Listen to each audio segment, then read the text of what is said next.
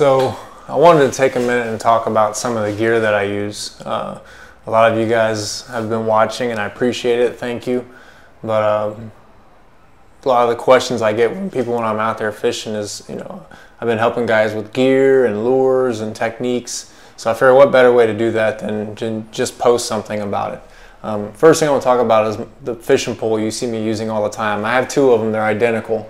It's a very lightweight spinning reel. It is just shy of 7 feet. I think it's 6'10 or 6'11, but real light. You can see, it's balanced very, very well.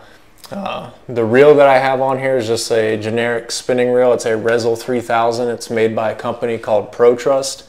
I've only seen them out here in Japan, so I don't know if they've made their way to the States yet, but this reel is awesome. I've loved it. I love the action on it. The drag is great.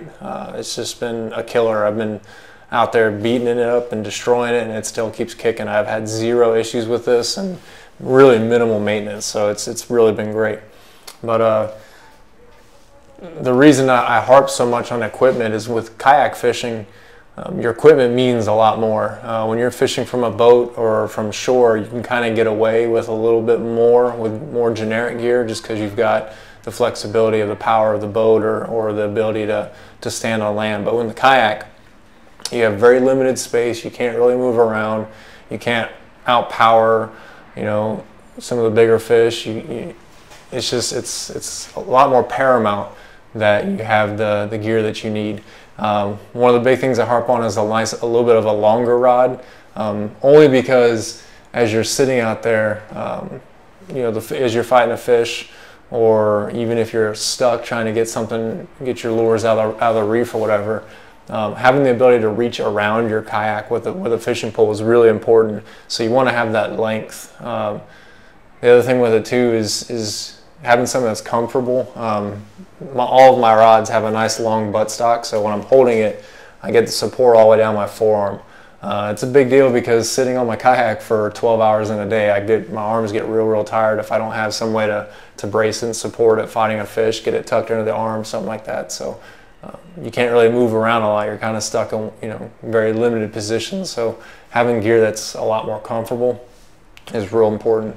As far as my line goes, I'm using a performance braid. This is a 1.5 PE, so depending on which company you use, it's anywhere from like 22 to 27 pounds about. But it's just great braided line. I love it. From there, I go into a fluorocarbon leader. My leader is 50 pounds. It's a little overkill. I use a FG knot. I don't know how well you can see that on there. But then to my leader, now my fluorocarbon leader is not so much for fish fighting power or toothy gritters or stuff like that, but it's really for the reef. I do jig a lot from bottom to middle water column.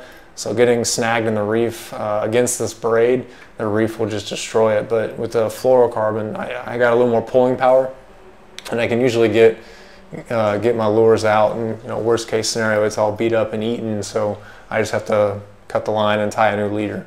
Not a big deal. But from there I go to a generic fisherman's knot. No big deal there too, just a nice little snap swivel, and then finally my lure.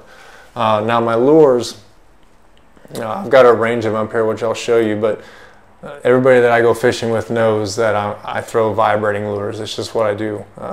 These things have just been awesome for me. I fish them everywhere from 10 feet to 100 feet, and they work.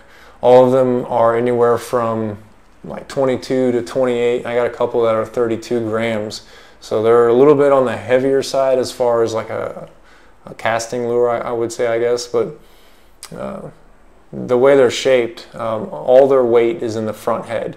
And then the back tail is very thin, which gives them that vibrating action when they're in the water. So when I throw them, you'll see a lot when I cast, I'll put my finger on the line, keep my line pretty tight, and then this lure will sink straight down to its bottom like this. As soon as I feel the thump of it hitting bottom, I'll quickly jerk 2 or 3 times while winding at the same time, and then immediately get my finger on the line again and keep my line tight and let it sink.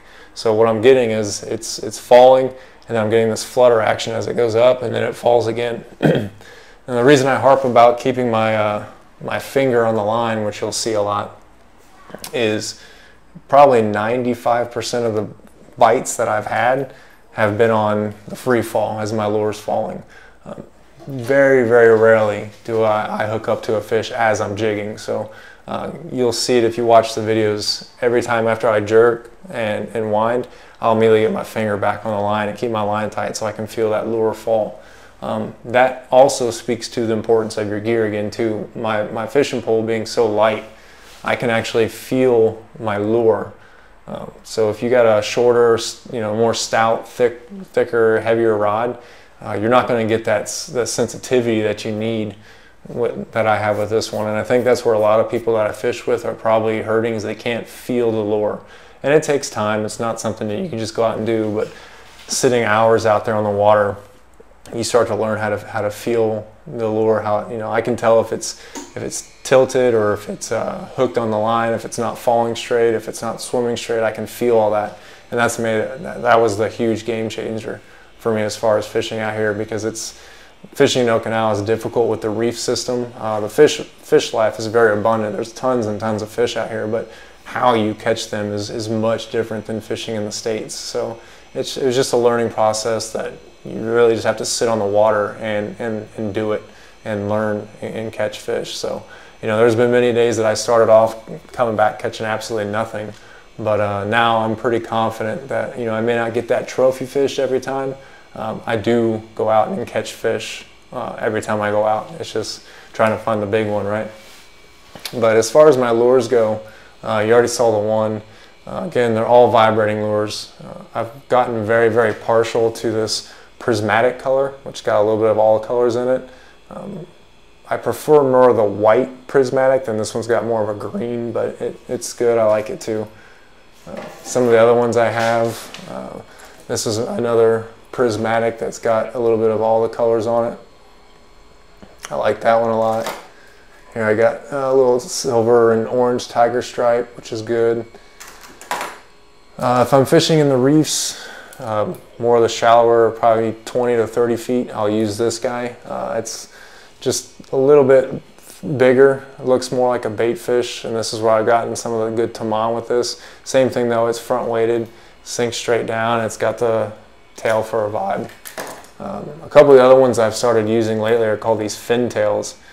Don't knock me on the hooks. It's been sitting in a box. It needs to be fixed, but it's again weighted in the front the same, but this tail flaps when you pull it, so it makes the whole lure shake, which I've had a lot of luck with these. I just haven't used them lately. I've been going more just the straight vibes, but these are pretty much all I throw. Every time I go out there, those white prismatic ones, I've got a whole box full of them. Every time I go out fishing, that's pretty much all I use.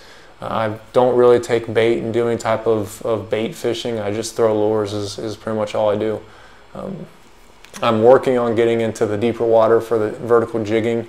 I've done it in the past. Some of my videos have that, but I don't know, I'm more comfortable in the reef, so I stick anywhere from 100 feet and shallower is about where I go.